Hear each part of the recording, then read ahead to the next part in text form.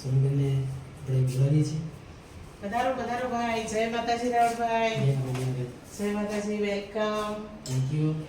God bless you. માતાજી તમને ખૂબ તરક્કી આપે, ખૂબ આગળ વધારે. Thank you. આભાર તમારો. પધારો પધારો. વેલકમ. Welcome my home. નમસ્કાર મિત્રો, હું છું આપનો યોગીરાજ ભવાન અને વાત કરીએ એમ સોનલબેન વ્યાસના ત્યાં આપણે પહોંચી ગયા છીએ. અને આજે આમ તો એમનો પરિચય મારે આપવાનો ન હોય કે સોનલબેન વ્યાસને કોણ ન જાણતું હોય, કારણ કે ગુજરાતનું ઘરેણું, ગુજરાતની કોયલ પણ કહી શકાય.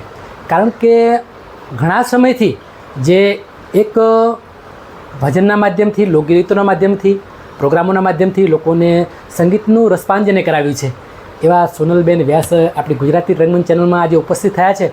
તો એ બદલ એમને એકવાર થેન્ક યુ કહીશું. જય માતાજી બેન. જય માતાજી. અને આપનો પણ ખૂબ ખૂબ આભાર ભાઈ.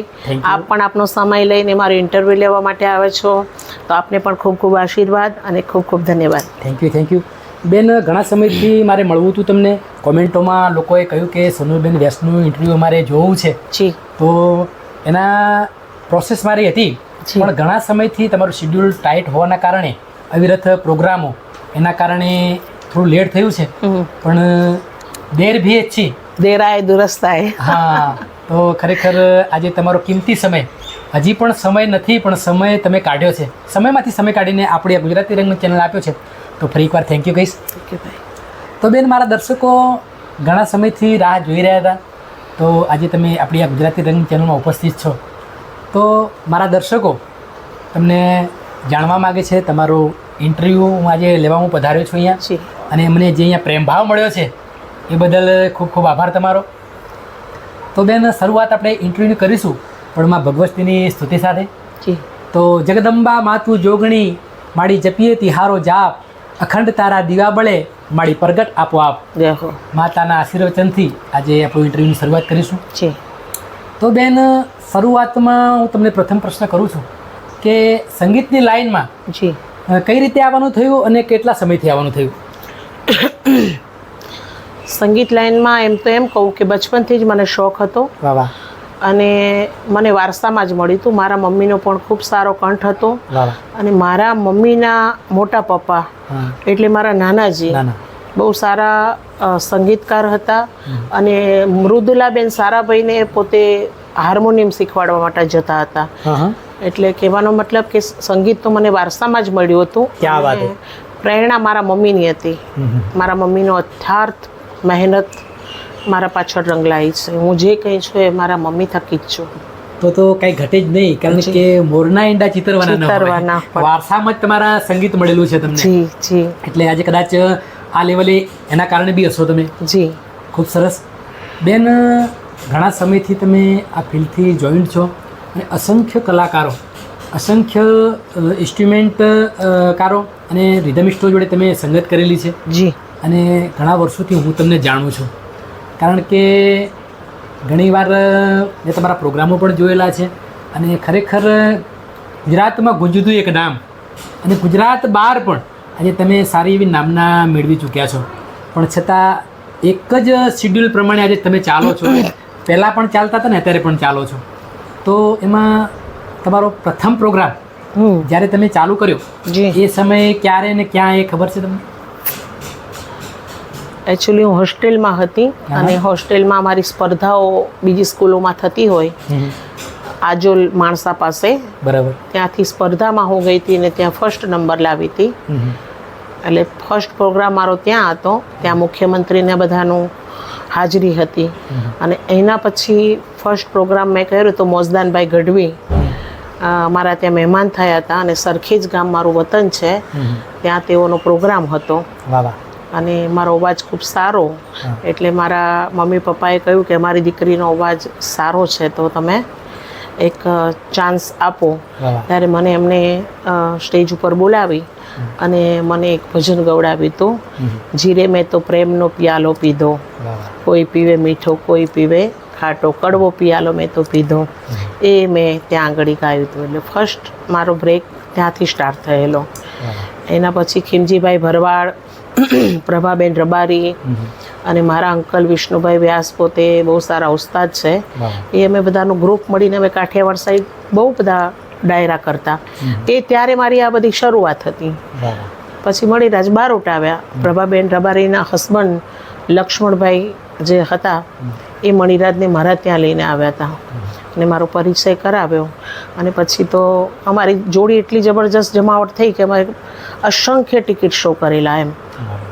ગામડાઓમાં, ખેતરોમાં પેલું તંબુ જેવું બાંધીને બધા ટિકિટ શો કરે અને 20, 25, 50 ટિકિટ શો રાખે. સવારના 5 વાગે સુધી ડાયરા ચાલતા.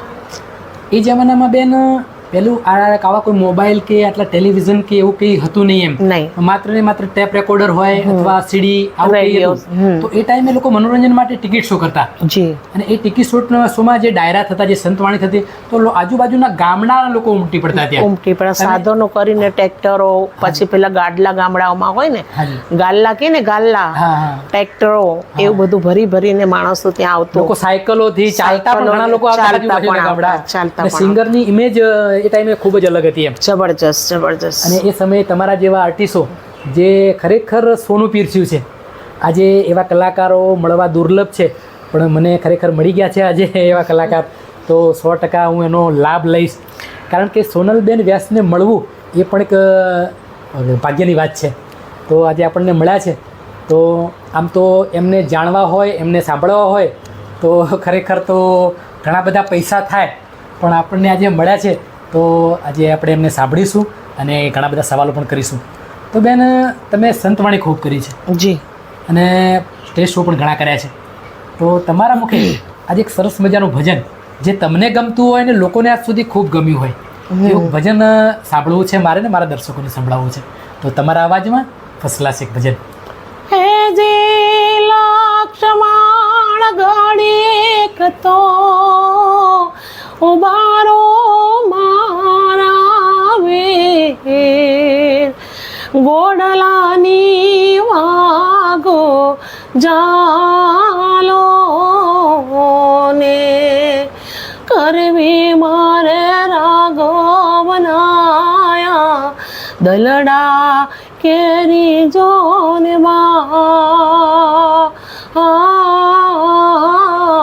મોજ. એ તો બાબો રતડા ઠાલા રે. વાહ વાહ વાહ વાહ. ખૂબ જ વર્ષો જૂની યાદ આજે તાજી થઈ ગઈ છે મારી, કે જે હું નીચે બેસીને સાંભળતો હતો તમારા જેવા કલાકારો. આજે ખરેખર મને તો યકીન પણ નથી કે આજે એવા કલાકાર જોડે હું બેઠો છું અને મને રૂબરૂ સાંભળવા મળ્યું છે. તો બેન, ભજન એટલે આત્માનો ખોરાક છે અને ભજનથી તો માણસના દુઃખ પણ વિસરાઈ જાય. અને એ ભજન તમે ખૂબ ગાયા છો અને ખૂબ જ લોકોને મનોરંજન પૂરું પાડ્યું છે. તો મિત્રો, ખરેખર જેમ મેં કહ્યું હતું કે ગુજરાતની કોયલ, અને તમે પણ સાંભળ્યું કે કોયલ જેવો અવાજ એટલે એમાં કાંઈ ઘટે નહીં.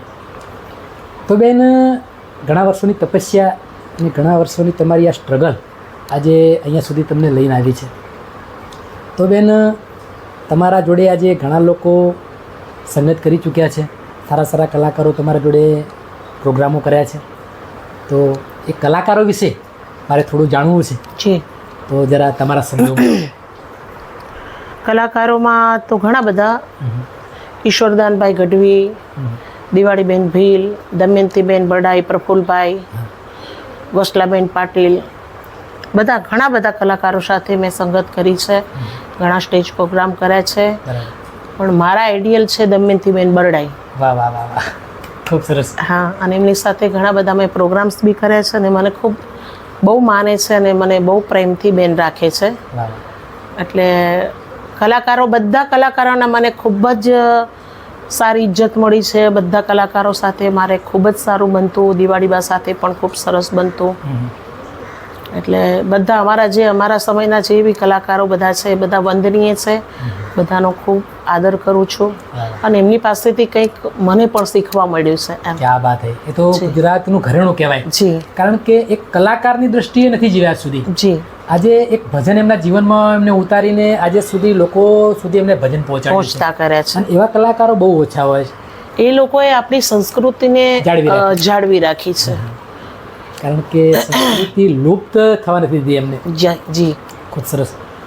બેન, આપણે ઘણી બધા સવાલો કરવા છે. જી. પણ એક સરસ મજાનું ગીત સાંભળવું છે મારે, કારણ કે હું તમને ગવડાવતો જઈશ અને સવાલો કરતો જઈશ, જેથી કરીને મારા દર્શકોનું એક કોમેન્ટમાં હતું કે એમને ગવડાવજો એમ, કારણ કે જે પ્રમાણે અમે સાંભળ્યું છે એ પ્રમાણે એમનો અવાજ પણ છે અને અમને સાંભળવાની મજા આવે છે.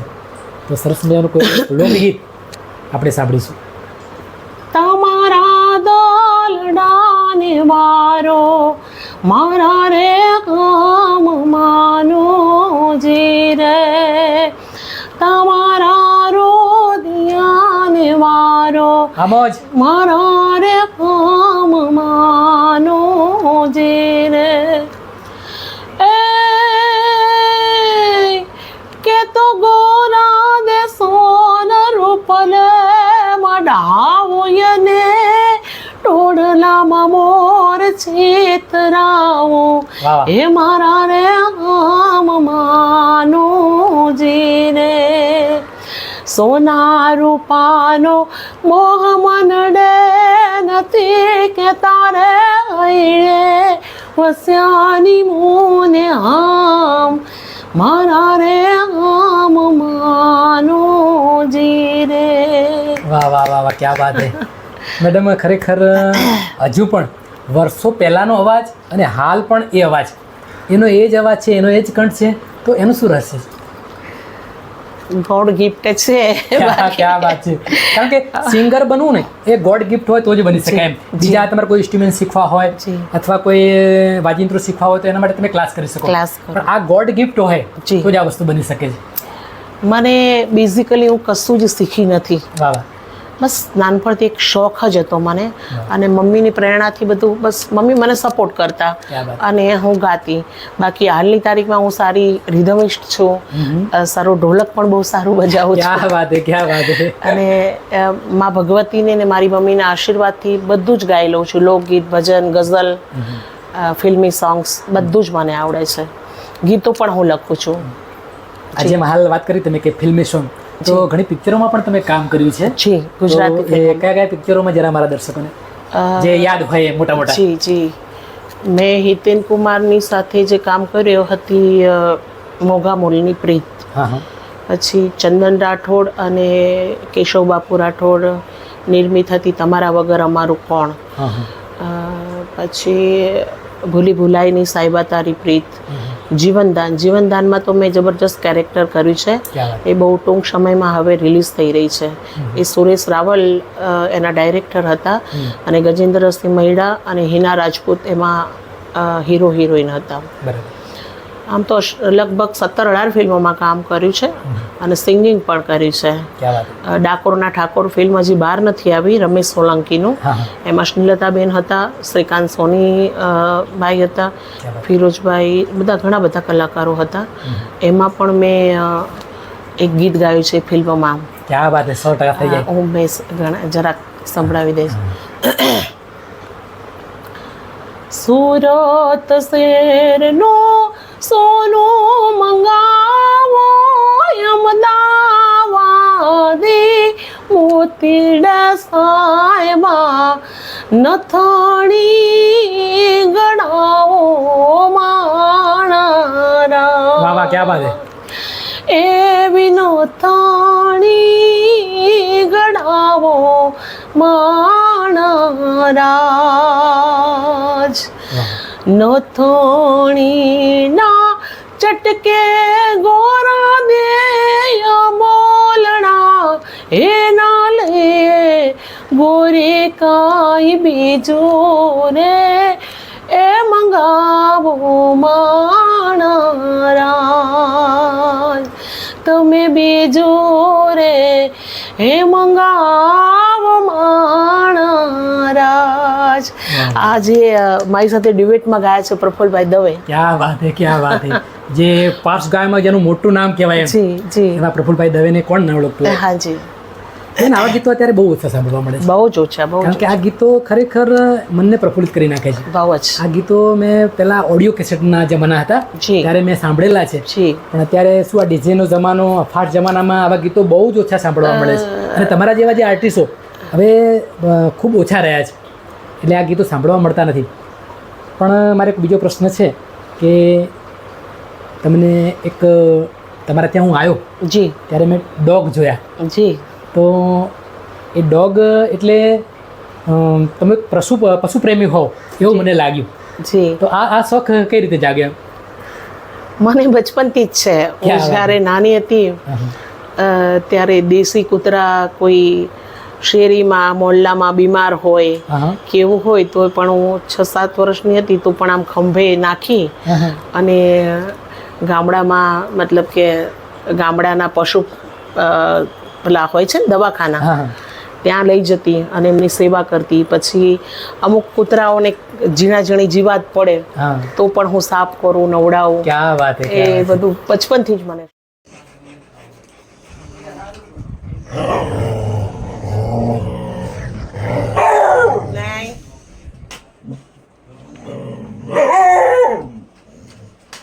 મારી પાસે જર્મન શેફર્ડ ને રોટવીલર એમ 4 ડોગી છે. 4 ડોગ છે.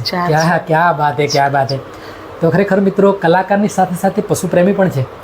એમને પશુથી ખૂબ જ લગાવ છે અને એમની જોડે 4 ડોગ છે. ખૂબ સરસ કહેવાય બેન, કારણ કે પશુથી પ્રેમ એ પણ એક કુદરતી આ વસ્તુ છે અને જે તમે કરી રહ્યા છો આજે.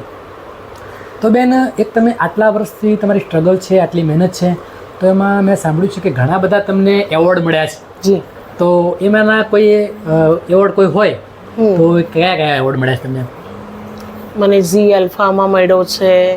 પછી ઘણા બધા એવોર્ડ્સના તો મને નામ બી નથી, સામે બધા લગાયેલા જ છે. ક્યાં વાત. જી અલ્ફા ને ઘણા બધા છે. અમુકના નામ જ મને ખબર નથી. એટલે એવોર્ડ્સ તો મને ઘણા બધા મળ્યા છે. બરાબર, ખૂબ સરસ. તમને એવોર્ડથી સન્માનિત કર્યા છે? હાજી, હાજી. ખૂબ સરસ. તો બેન, આજે અવાજ તમારો એવો છે કે સાંભળ્યા જ કરું પણ એક સમયના અને શેડ્યુલના આધારે આજે સવાલો સાથે આપણે થોડો તમને સાંભળતા હોઈએ છીએ. તો બેન, મારો હવે છેલ્લો સવાલ, તમારો સમય નહીં લઉં, કે ગુજરાતી રંગમંચ ચેનલમાં આજે તમારું ઇન્ટરવ્યૂ થઈ રહ્યું છે, તો કેવું લાગે છે? ખૂબ જ મન પ્રફુલ્લિત છે. અને એક વસ્તુની મેં ખાસ નોંધ લીધી છે કે આપ જેવા વ્યક્તિઓ અમારા જેવા જૂના કલાકારોને શોધીને જે ન્યાય આપવો જોઈએ એ ન્યાય તમારા જેવા વ્યક્તિ અમને શોધીને આપે છે. એના માટે અમે લોકો અનહદ લાગણી અનુભવીએ છીએ. અને હું તો કહું કે આવા જે નગીનાઓ ખૂણે ખાચરે જેટલા બી પડ્યા છે, ઘણા બધા એવા નગીના છે કે જેને યોગ્ય ન્યાય નથી મળ્યો. સાચી વાત છે. જેની જરૂર છે, જેને એવોર્ડ આપવાની જરૂર છે, જેને સન્માન કરવાની જરૂર છે, એવા લોકોને નથી મળતું. અને હું તો આપની ચેનલના માધ્યમથી કહું છું કે અત્યારે પોલિટિક્સ વધારે ચાલી રહી છે. જે કલાકારોએ મહેનત કરી છે, જે કલાકારોએ કલાક્ષેત્રે ભોગ આપ્યો છે, એને આજે લોકો વિસરી ગયા છે. એટલે એવા લોકોને આપ જેવા વ્યક્તિ, મને એક ભરોસો છે કે આપે મને શોધી નાખી. આટલા વર્ષો પછી પણ મને શોધીને મારા દરવાજે આવીને મારું ઇન્ટરવ્યૂ લીધું, એ બદલ હું આપની ખૂબ આભારી છું અને ખૂબ જ આનંદની લાગણી અનુભવું છું. અને આપને એક બહેન તરીકે એક સજેશન નહીં પણ એક વિનંતી કે આવા ઘણા બધા કલાકારો પડ્યા છે, એમને શોધી એમના ઇન્ટરવ્યૂ લો. દુનિયાને બી ખબર પડે કે હજી આવા કલાકારો ઉપસ્થિત છે. ક્યાં વાત છે. ખૂબ ખૂબ આભાર તમારો બેન. કારણ કે મેં એક ધ્યેય કર્યું છે, એક લક્ષ્ય બનાવ્યું છે મેં, કે ગામડે ફરીશ, ઘરે ફરીશ અને ત્યાંથી કલાકારો શોધીને હું યુટ્યુબના માધ્યમથી લોકો સુધી પહોંચાડીશ. વાહ વાહ. અને મેં એક સપનું મારું હતું એ આજે પૂર્ણ થવા જઈ રહ્યું છે કે આવા કલાકારો મને મળી રહ્યા છે કે જે તમારા જેવા, જે ખરેખર જેના જોડે વગણ ખેડાયેલું સાહિત્ય પડ્યું છે, એ સાહિત્યને હું બહાર લાવવા માગું છું. ક્યાં વાત. એટલે મારો આ ધ્યેય એક એના માટે બનાવ્યો છે કે જે કલાકારો છે પણ હજુ લોકોને ખબર નથી, તો મારે એ કરવું છે. અને ખરેખર તમારા જેવા કલાકારોનો સપોર્ટ છે મને, અને જે સાથ ને સહકાર મળ્યો છે, તો યુટ્યુબના માધ્યમથી એમને પણ હું ધન્યવાદ માનું છું ખૂબ ખૂબ. કારણ કે જે મને સમયમાંથી સમય આપે છે.